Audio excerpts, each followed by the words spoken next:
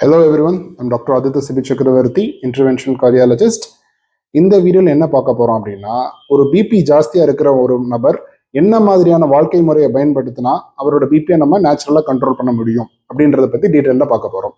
So முதல் விஷயம், உங்களுக்கு பிபி இருக்குன்னு உங்க டாக்டர் சொல்லியிருக்காரு, இல்லை உங்களுக்கு பிபி கண்ட்ரோல் ஆகலை அப்படின்ற மாதிரி உங்க டாக்டர் சொல்றாரு, இல்லை ரீசெண்டாக பிபி இருக்குன்றது தெரிய வந்திருக்கு அப்படின்னா நீங்க என்ன மாதிரி விஷயங்கள் பண்ணணும்? முதல் விஷயம், உங்களோட உணவு பழக்க வழக்கங்களை மாற்றணும். சரி, என்ன மாதிரி மாற்றலாம் அப்படின்னு கேட்டிங்கன்னா, அதுக்கு தான் எங்க லிட்ரேச்சர்ல டேஷ் டயட் அப்படின்னு சொல்லுவோம். DASH, dietary approach to stop hyper tension. சரி, இது டேஷ் டயட்னா என்ன அப்படின்னு நீங்க கேட்டீங்க அப்படின்னா, நம்ம சாப்பிட்ற உணவுல சில சேஞ்சஸ் பண்ணணும்.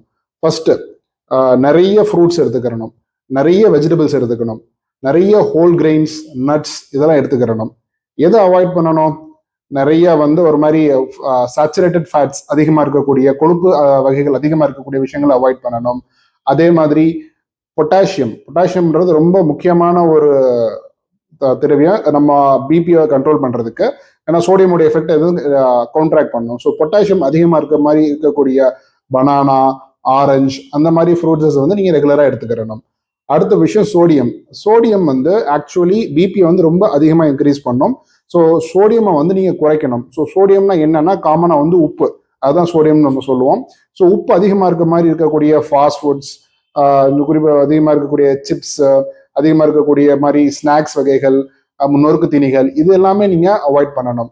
இதுக்கு பதிலாக கொஞ்சம் ஹெல்த்தியான ஸ்நாக்ஸ், ஃப்ரூட்ஸ், நட்ஸ், வெஜிடபிள்ஸ் இந்த மாதிரி நீங்கள் எடுத்துக்கலாம். ஸோ இதுதான் ஃபர்ஸ்ட் சேஞ்ச் பண்ணக்கூடியது.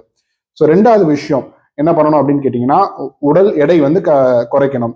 நிறைய பேர் பிபி இருக்கவங்களுக்கு காமன் என்ன ரிஸ்க் ஃபேக்டர் பார்த்தீங்கன்னா ஒபிசிட்டியா இருக்கும். ரொம்ப உடல் பருமன் அதிகமாக இருக்கிற மாதிரி இருப்பாங்க. ஸோ அவங்க எல்லாமே உடல் பருமனை குறைக்கிறது மூலமா பிபி ரொம்ப ரெகுலராக கண்ட்ரோல் பண்ண முடியும். ஏன் மாத்திரை சாப்பிட்றத கூட ஸ்டாப் பண்ற அளவுக்கு பிபி குறையிறதுக்கான வாய்ப்புகள் இருக்கு. ஸோ எப்படி பிபி உடல் எடையை குறைக்கணும் அப்படின்னு கேட்டிங்கன்னா, முதல் விஷயம் அதுக்கு நான் முன்னாடி சொன்ன மாதிரி உணவு தான். ரொம்ப அதிகமான கேலரி இருக்க மாதிரி இருக்கக்கூடிய ரொம்ப ஃபாஸ்ட் ஃபுட்ஸ் அந்த மாதிரி இதை நீங்க அவாய்ட் பண்ணுங்க. முடிஞ்ச வரைக்கும் வீட்டில் சமைச்சு சாப்பிடுங்க. அதே மாதிரி நிறைய காய்கறிகள், வெஜிடபிள்ஸ் நீங்க சாப்பிடுங்க. உங்களுடைய கேலரிஸ் ரொம்ப கம்மியா எடுத்துக்கோங்க. ஒரு நார்மலான ஒரு ஆள் ஒரு செடன்ட்ரி ஒர்க்கரா இருக்கீங்க அப்படின்னா ஒரு 1500 கேலரி கம்மியா நம்ம ரெஸ்ட்ரிக்ட் பண்ணி சாப்பிடணும். ஸோ அடுத்த விஷயம் என்ன பண்ணலாம் அப்படின்னு கேட்டீங்கன்னா, ரெகுலரான ஒரு எக்ஸசைஸ். ரெகுலர் எக்ஸசைஸ்ன்னு எப்படி நான் சொல்றேன்னா, ஒரு நாளைக்கு அரை மணி நேரமாவது நீங்க பிரிஸ்க் வாக்கிங் போகணும். சும்மா ஸ்லோவா நடக்கக்கூடாது. நல்லா விறுவிறுக்க நல்லா பிரிஸ்க் வாக்கிங் போகணும். வாரத்துல ஒரு நாள் 2 நாள் ஸ்ட்ரென்த் ட்ரைனிங் பண்ணணும். நல்லா உட்காந்து எந்திரிக்கிறதோ இல்லை புஷ்அப்ஸோ இல்லை அந்த மாதிரி ஒரு ஸ்ட்ரென்த் ட்ரைனிங்கும் நம்ம ரெகுலரா பண்ணணும். ஸோ இது டயட்டை கேலரியை ரெஸ்ட்ரிக்ட் பண்ணி பிசிக்கல் ஆக்டிவிட்டியை இன்க்ரீஸ் பண்றது மூலமா வெயிட் லாஸ் பண்ணலாம். அதே மாதிரி ஒரே மாசத்துல மொத்தமா ஒரு 10 கிலோ குறைக்கிறேன், 5 கிலோ குறைக்கிறேன் மாதிரி போகாம ரெகுலரா கொஞ்சம் கொஞ்சமா ஒரு சின்ன டார்கெட் வச்சு அதை அந்த படி ஒரு வாரத்துக்கு ஒரு டார்கெட் வச்சு அந்த டார்கெட்டை முடிச்சுட்டு அடுத்த வாரத்துக்கு அந்த மாதிரி போங்க. ஒரு ஹெல்த்தியான வெயிட் லாஸ் ப்ராசஸை ஃபாலோ பண்ணுங்க. இது ரெண்டாவது விஷயம். சரி, மூணாவது விஷயம் என்ன பண்ணலாம் அப்படின்னு கேட்டீங்கன்னா, பேட் ஹேபிட்ஸ் கட் பண்ணணும். குறிப்பா நிறைய பேருக்கு ஒரு ஃபால்ஸான இன்ஃபர்மேஷன் இருக்கு. ட்ரிங்க் சாப்பிட்றது மூலமா பிபியை குறைக்கலாம் அப்படின்ற மாதிரி என் ஃப்ரெண்டே ஒரு பையன் கேட்டான், என்னடா ட்ரிங்க்ஸ் போட்டா பிபி குறையுன்ற மாதிரி சொல்றான், இன்டர்நெட்ல படிச்சேன் அப்படின்னு. பட் என்னோட சஜஷன் என்னன்னு கேட்டீங்கன்னா, ட்ரிங்க்ஸ் உடம்புக்கு நிறைய கெட்டது, நிறைய ஆர்கனை பாதிக்கும். ஏதோ 1-2 ஸ்டடியில கொஞ்சம் பிபி குறையும் சொன்னதுனால அதை நம்ம அட்வைஸ் பண்ண முடியாது. ஏன்னா நிறைய ஆர்கன்ஸ் குறிப்பா லிவர் டேமேஜ் இருக்கும், நிறைய உங்களோட கேஸ்ட்ரிக் ப்ராப்ளம்ஸ் வரும், பேங்க்ரியாட்டிக் இஷ்யூஸ் வரும். இவ்வளவு பிரச்சனைகள் வர்றதுனால உங்களுக்கு ட்ரிங்க் ஹேபிட் இருந்துச்சுன்னா அதை டெஃபினட்டா அவாய்ட் பண்ணுங்க. டெஃபினட்டா அது உங்க பிபி கண்ட்ரோலை இம்ப்ரூவ் பண்ணும். அடுத்த ஹேபிட் ஸ்மோக்கிங். ஸ்மோக்கிங்ல எந்த நல்லதும் கிடையாது. ஸ்மோக்கிங்னால எல்லாமே கெட்டது, எல்லா ஆர்கனும் கெட்டது. உங்களுக்கு கெட்டது, உங்க பக்கத்துல இருக்கவங்க கெட்டது, உங்க குழந்தைக்கு கெட்டது. நீங்க சிகரெட் குடிச்சிருப்போம், சின்ன பிள்ளை தான் விளாண்டுக்கிட்டு இருந்துச்சுன்னா அந்த புகை அதுக்கும் போகும், அதையும் பாதிக்கும்.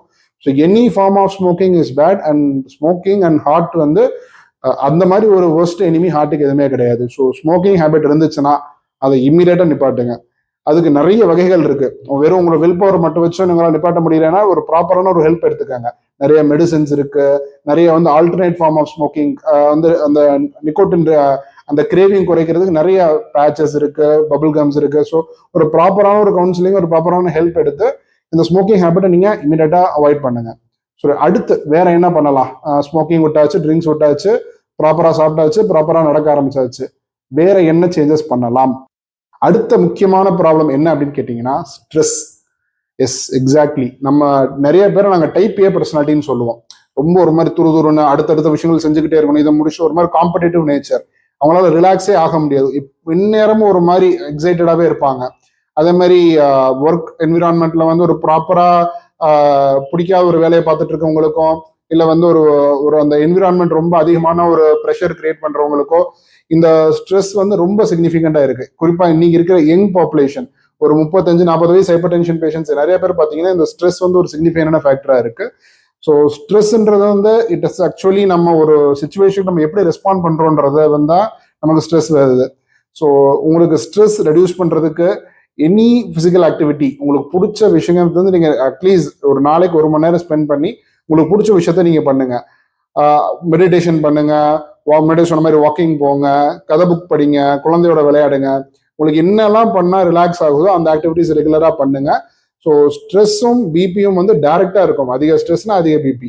ஸோ ஸ்ட்ரெஸ்ஸை குறைக்கிறதுக்கு என்னெல்லாம் வழிமுறைகள் இருக்குமோ அது எல்லாமே பண்ணுங்க. இன்னொரு பதிவுல டீட்டெயிலாக போடுறேன் இது எப்படி இது பண்ணணும்னு. So stress is an important risk factor. அடுத்த பிரச்சனை என்ன அப்படின்னு கேட்டீங்கன்னா தூக்கம். அகெயின் பிபி நல்லா இருக்கணும் அப்படின்னா ஒரு நாளைக்கு 7-9 மணி நேரம் தூக்கம் அவசியம். ஸோ அந்த அளவுக்கு தூக்கம் இல்லாதப்போ என்ன நடக்கும் அப்படின்னா மூளை வந்து தூங்காம போயிட்டு வந்தா மூளை ஃபுல்லா ரிலாக்ஸ் ஆகாது. ஸோ மூளை ஃபுல்லா ரிலாக்ஸ் ஆகாதப்போ வந்து ஒரு மாதிரி நம்ம இந்த பாராசிம்பத்தட்டிக் ஆக்டிவிட்டின்னு சொல்லுவோம், அது இருந்தால் தான் பிபி கண்ட்ரோல் ஆகும். அது குறைஞ்சு போய் இந்த சிம்பத்தட்டிக் ஆக்டிவிட்டி அது ரொம்ப அதிகமாகி பிபி ரொம்ப ஜாஸ்தியா இருக்கும். ஸோ தூக்கத்துக்கான என்ன பண்ணணுன்றதை நான் இன்னொரு பதிவில் டீட்டெயிலாக போட்டிருந்தேன், நான் அதுக்கான லிங்க் கீழே கொடுக்குறேன், அதையும் பாருங்க. ஸோ தூக்கம் வந்து அவசியம். ஸோ சின்ன சின்ன விஷயங்கள் என்னன்னா இந்த ஈவினிங் 7 மணிக்கு மேலே காஃபி அதெல்லாம் அவாய்ட் பண்ணுங்க. நைட்டு தூங்குறதுக்கு முன்னாடி அந்த செல்ஃபோனோ இல்லை வந்து ஒரு ஸ்க்ரீன்ஸோ ப்ளூ லைட்ஸை வந்து அவாய்ட் பண்ணுங்க. ஒரு நைட் அதுமா தூங்குற ரூம் வந்து முடிஞ்ச வரைக்கும் ஒரு கூலா இல்லை முடிஞ்ச வரைக்கும் இருட்டா இருக்கிறதுக்கு என்னெல்லாம் வழி பண்ண முடியுமோ அதெல்லாம் பண்ணுங்க. ஸோ இதெல்லாம் பண்றது மூலமா நம்ம 7 to 8 hours ஸ்லீப் மெயின்டைன் பண்ணுங்க. ஸோ தட் வே நீங்க வந்து பிபியை கண்ட்ரோல் பண்ணலாம். சரி, அடுத்த என்ன பண்ணலாம் அப்படின்னு கேட்டீங்கன்னா ப்ராக்டிக்கலா வேற என்ன விஷயங்கள் பண்ணலாம் அப்படின்னா ஒரு பிபி டைரி மெயின்டைன் பண்ணணும். ஸோ உங்களுக்கு பிபி இருக்கு அப்படின்னா ஒரு இன்வெஸ்ட்மெண்ட் பண்ணுங்க, ஒரு நல்ல பிபி அப்பரேட்டஸ் வாங்குற வீட்டில் வச்சு ரெகுலரா பிபி செக் பண்ணுங்க. ஸோ டெய்லி ஒரு பர்டிகுலர் டைம் வச்சுக்கோங்க. அந்த பர்டிகுலர் டைம்ல ஒரு தடவை கையில மாட்டி ஆட்டோமேட்டிக்கா ப்ரெஸ் பண்ணீங்கன்னா அதே பிபி காமிச்சிரும். ஸோ அந்த பிபி நோட் பண்ணி வச்சுக்கோங்க. ஸோ அது ஒரு ஃப்ரீக்வெண்டா ஒரு ஹேபிட் மாதிரி பண்ணிக்கோங்க. டெய்லி பண்ண முடியலனாலும் at least weekly once R twice இந்த மாதிரி பண்ணி ஒரு நோட்டு மாதிரி வச்சுக்கோங்க. ஏன்னா அடுத்த முறை நீங்க உங்க டாக்டர் கிட்டயோ இல்லை யார்கிட்டயோ போய் பாக்குறப்போ இந்த நோட்டை கொண்டு போய் காட்டுங்க. இது ஏன் சொல்றேன் அப்படின்னா நிறைய பேருக்கு வந்து ஹாஸ்பிட்டல் வந்து வர்றப்போ வந்து ஒரு மாதிரி பதட்டம் ஆவாங்க. அப்போ வந்து பிபி பார்த்தீங்கன்னா கூடிரும். நம்ம பிபி பார்த்து என்ன இவங்க மாத்திரை சாப்பிட்டோமே பிபி கூடுதான்னு சொல்லி நம்ம மாத்திரையோட பவர் அதிகப்படுத்த மாதிரி வேண்டிய சுச்சுவேஷன்ஸ் வரும். ஸோ நீங்க எதாவது நோட்டு போட்டு வந்தீங்கன்னா நம்ம கிளியரா தெரிஞ்சிடும், ஓகே இவங்க கரெக்டாக மாத்திரை சாப்பிட்ருக்காங்க, மற்ற எல்லா வேலையும் நார்மலா இருக்கு, ஸோ மாத்திரையை சேஞ்ச் பண்ண வேணான்றது நமக்கு தெரியும். ஸோ பிபி ஒரு சின்ன ஒரு நோட்டு வாங்கி நீ பிபி பார்த்து ரெகுலராக மெஷர் பண்ணுங்க. அது மூலமா உங்களுக்குமே பிபி அதிகமாகுதா கம்மியாகுதான்றதை ரொம்ப ஏர்லியாவே பிடிச்சிடலாம். இது வந்து ஒரு பெஸ்ட் மெத்தட். சரி, அடுத்த விஷயம் என்ன பண்ணணும் அப்படின்னு கேட்டீங்கன்னா மெடிகேஷன்ஸ். உங்க டாக்டரோ சில நேரம் இதெல்லாம் பண்ணியுமே வந்து நிறைய பேருக்கு பிபி கண்ட்ரோல் ஆகாம இருக்கும். இல்ல உடம்புல வேற ஒரு பிரச்சனைகள்னால பிபி ஜாஸ்தியா இருக்கும். வெறும் வாழ்க்கை முறையினால வராம வேற சில மரபணு காரணங்களா இருக்கலாம், இல்ல வேற சில கிட்னி ப்ராப்ளமா இருக்கலாம், இல்ல ஹார்மோன் ப்ராப்ளமா இருக்கலாம். அந்த மாதிரி பிபி அதிகமா இருக்கிறவங்களுக்கு மெடிசன்ஸ் கண்டிப்பா தேவைப்படும். அந்த மெடிசன்ஸ் வந்து யூஸ்வலா 2-3 மெடிசன் கம்பைன் பண்ணி நாங்கள் காம்பினேஷன் பில்ஸ் தான் கொடுப்போம். இப்போ எல்லாமே கைட்லைன்ஸ் தான் சொல்லுது. ஸோ அந்த மாதிரி மெடிசின்ஸ் வந்து நீங்க ரெகுலரா எடுத்துக்கணும். நீங்க ஏதாவது ஒரு சுச்சுவேஷன் வெளியில போறோம் இல்லை எங்கேயாவது போறோம் அப்படின்னா முன்னாடி அட்வான்ஸ் பிளான் பண்ணி அதுக்கான மெடிசன்ஸ் வச்சுக்கோங்க.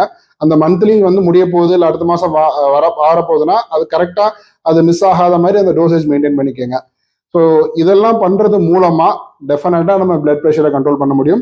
எல்லாமே சிம்பிள் தான், எல்லாரும் நிறைய பேருக்கு தெரிஞ்சது தான். பட் பிரச்சனை என்னன்னா யாருமே அதை ஃபாலோ பண்றது கிடையாது.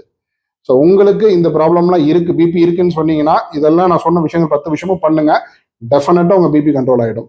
ஸோ இந்த பதிவு உங்களுக்கு யூஸ்ஃபுல்லா இருந்ததுன்னா என் சேனலுக்கு சப்ஸ்கிரைப் பண்ணுங்க.